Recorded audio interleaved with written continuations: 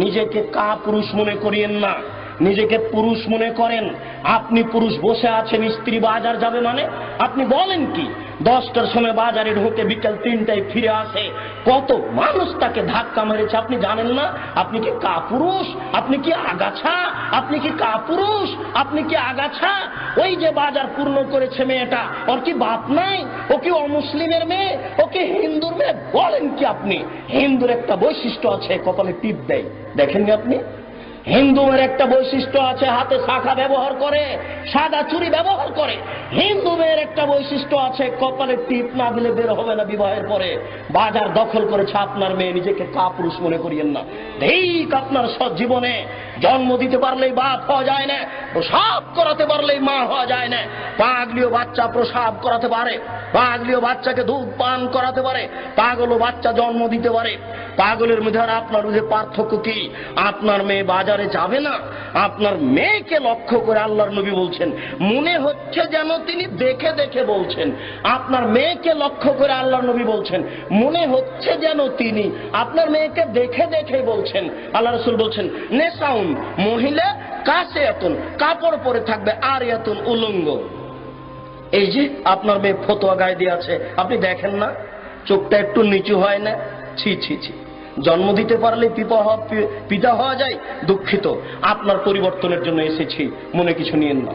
এই মাইকের আওয়াজ যতদূর পর্যন্ত যাচ্ছে, সকল দিনই ভাই বোনকে বলছি, উপস্থিত বৈঠকের মুসলিম বোন, আপনার লজ্জা কামনা করি, আপনার ইতস্তবোধ কামনা করি, আপনার লজ্জাবোধ কামনা করি।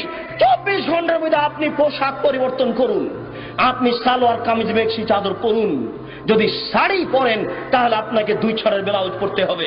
2 ছড়ের ব্লাউজ মানে যার হাত হবে কবজি পর্যন্ত, নিচের দিক কোমরের নিচে চলে যাবে, 1 থেকে 1.5 গজ কাপড়ের ব্লাউজ পরতে হবে। শুনুন, শাড়ি পরে ছোট ব্লাউজ গায়ে দিয়ে এদেশের জনগণকে পেট পিট দেখিয়ে জাহান্নামের দিকে ঠেলে দিয়ে নিজে তাহাজ্জুদ পড়ে জান্নাত কেনার আশা করিয়েন না। এই মেয়েরা শোনো, যারা তোমরা স্কুল কলেজে পড়ো, তোমাকে সাবধান করতে এসেছি, তুমি পরিবর্তন হও। আল্লাহ তাআলা বলছেন, কুল হাল ইয়াস্তাবিল্লাযীনা ইয়ালামুনা ওয়াল্লাযীনা লা ইয়ালামুন ইন্নামা ইয়াতাযাক্কারু উলুল আলবাব। হে নবী, আপনি বলুন, যারা লেখাপড়া জানে আর যারা লেখাপড়া জানে না তারা কি সমান? নিশ্চয়ই শিক্ষিত মানুষ উপদেশ গ্রহণ করে, নিশ্চয়ই শিক্ষিত মানুষ উপদেশ গ্রহণ করে, নিশ্চয়ই শিক্ষিতা নারী উপদেশ গ্রহণ করে। তোমাকে বলে যাচ্ছি, সকাল হতে হতে যদি তোমার পোশাক পরিবর্তন তুমি না করো তাহলে তুমি শিক্ষিত নও। তোমাকে বলে যাচ্ছি, আল্লাহ বলেছেন 24 ঘন্টার মধ্যে তুমি যদি পোশাক পরিবর্তন না করো তাহলে তুমি শিক্ষিত নও। উপস্থিত বৈঠকের মুসলিম বোন, আপনাকে অনুরোধ করে বলছি, 24 ঘন্টার মধ্যে আপনি পোশাক পরিবর্তন করুন। যদি আপনি না করেন তাহলে আপনি উপদেশ গ্রহণ করেন না। আল্লাহ আপনাকে শিক্ষিতা বলেন না, বরং আল্লাহ বলছেন, ওয়াকারনা ফি বুয়ুতিকুন্না ওয়ালা তাবাররাজনা তাবাররুজাল জাহিলিয়াতিল উলা।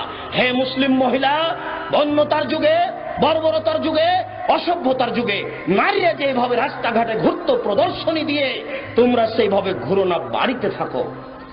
যারা নগ্ন হয়ে চলে, যারা ফতোয়া গায়ে দেয়, যারা ছোট ব্লাউজ পরে, যারা মাথার চুলকে ছোট করে খাটো করে, যারা জিন্স কাপড়ের প্যান্ট পরে গেঞ্জি গায়ে দিয়ে উলঙ্গ হয়ে জাতির সামনে ঘুরে, এরা শিক্ষিতা নয়। আল্লাহ তাদেরকে বলছেন, এরা বন্য, এরা বর্বর, এরা অসভ্য, এরা অশিক্ষিতা। অতএব